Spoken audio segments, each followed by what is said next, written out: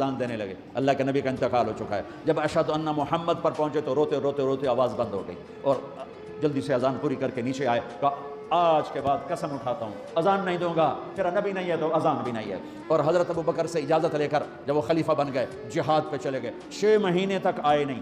لاکھوں صحابہ جہاد میں گئے، کسی کو میرے نبی خواب میں نہیں آئے، صرف بلال کو آئے۔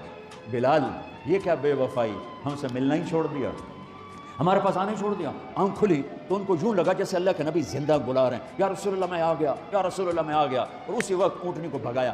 21 دن کا سفر 7 دن میں کیا، 7 دن صرف نماز اور پیشاب کے لیے اترتے تھے اور بھگاتے بھگاتے بھگاتے 8ویں دن جب مدینے میں پہنچے تو آتے شور مچایا، یا رسول اللہ میں آ گیا، یا رسول اللہ میں آ گیا۔ ان کے ذہن سے نکل گیا کہ آپ تو دنیا سے جا چکے ہیں۔ جب مسجد کے قریب پہنچے تو پھر تڑپ اٹھے اور چیخنے لگے کہ آپ تو ہیں ہی نہیں، پھر گئے سیدھے قبر پہ جا کے یوں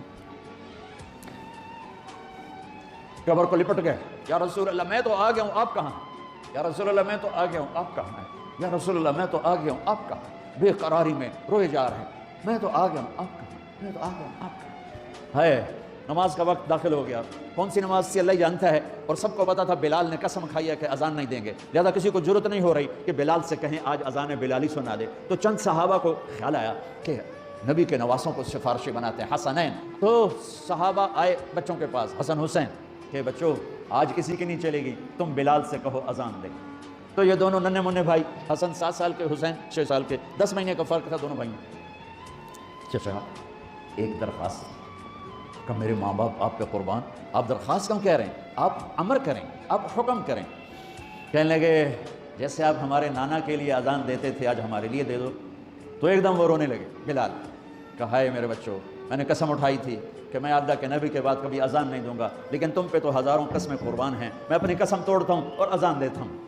جب وہ چڑھنے لگے اس بی بی کے گھر، قریب ایک انصاری عورت کا گھر تھا جس کی چھت پہ چڑھ کے اذان دیا کرتے تھے، تو سانس رک گئے، سب کے آنکھیں پھٹ گئیں، اور وہ یوں منظر دیکھ رہے کہ آج بلال تو ہے، محمد مصطفیٰ نہیں ہے۔